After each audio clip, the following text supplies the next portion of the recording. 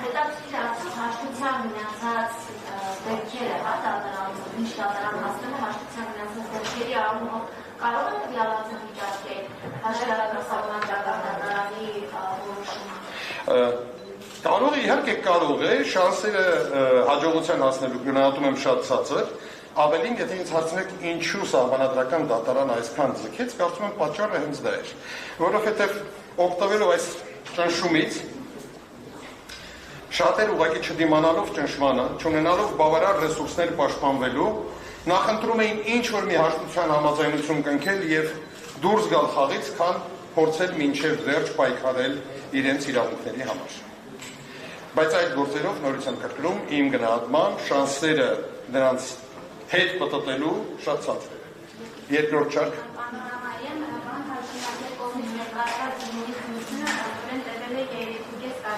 Արդյոք կարող ենք աշխատանքել դեպինահատել որպես ողջամիտ և երկրորդ հարցը ձեր կարծիքով ինչու եվրոպական կառույցները նախընտրում էին չնկատել ապօրինի գույքի բնագազման մասին օրենքի կիրառման ակնթարթ, որ օրենքի կիրառումը ակնթարթ հակացում է և մարդու իրավունքների պահպանման պաշտպանությանը և անգամ եվրոպական դատարանի նախադեպային իրավունքի։ Շատ լավ, շնորհակալություն։ Նախ ոչ թե չեմ համարում ողջամիտ, այլ համարում եմ ապօրինի, ինչի մասին քիչ առաջ ասեցի։ Ինչ վերաբերում եմ եվրոպական կառույցները ինչու են լռում, ասեմ, որ այնուամենայնիվ սա գույքային հարց է։ Եվրոպական կառույցները լռում են շատ ավելի լուրջ խախտումների պարագայում Հայաստանի Հանրապետությունում, ինչը կարծում եմ պայմանավորված է ընդամենը քաղաքական իրենց շահերով։ Ասեմ, որ դեռևս 2009-10 թվականին, երբ Եվրոպայի խորհրդի խորհրդարանական վեհաժողովի փոխնախագահն էի,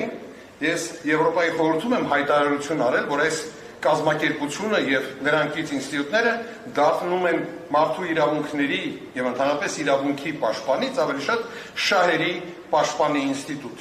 Ցավոք սրտի ոչինչ չի փոխվել անցած 15 տարիների ընթացքում և այդ կառույցները քանի գնում էլ ավելի են խորանում զուտ աշխարհաքաղաքական շահեր պաշտպանելու գործիք դառնալով։ Երրորդ շարք, հետո նորից կգնանք առաջին շարքից։ Համեցեք։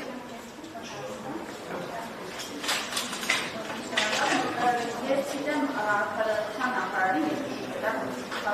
ասում է, եթե ապօրինի ծագումը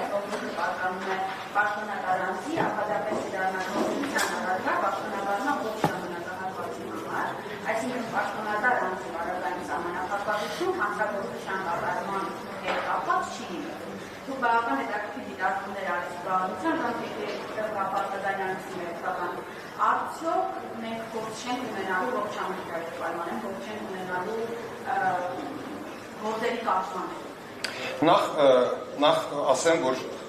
սահմանադրական դատարանի որոշումը շատ հստակ է։ Ասում եմ, կան երկու դեպքեր, մի կետը վերաբերում է այն դեպքին, եթե ուսումնասիրությունը սկսվել է, որովհետև անձը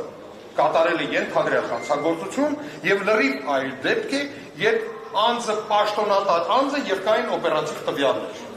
Մի դեպքում ասում եմ, պետք է ապացուցես կապը հանցավորության հետ, մյուս դեպքում պետք է ապացուցես, որ այդ անձը ձեռք է բերել գույքը պաշտոնավարումից հետո։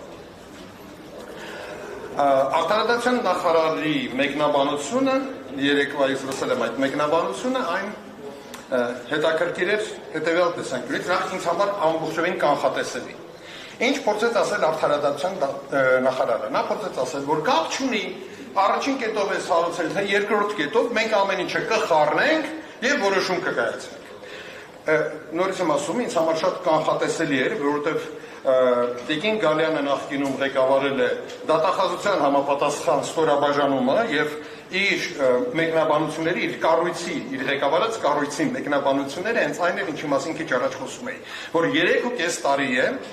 մարդկանց ճնշման են ենթարկում մի պատճառով, որտեղ չեն ուզում կարդալ կամ չեն ուզում ճանաչել ակնհայտ ճշմարտություններ, որոնք ամրագրված են եղել մարդու իրավունքների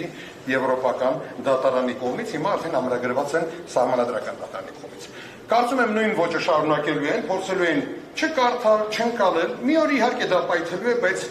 ցավոք սրտի նրանց դա չի հետաքրքրում։ Շատ կանխատեսելի է իր մեկնաբանությունը, բայց այն շատ մանիպուլատիվ էր եւ կարելի է ցանկացած երրորդ իրավաբանի դիմել եւ ստանալ կարծիք։ Առաջին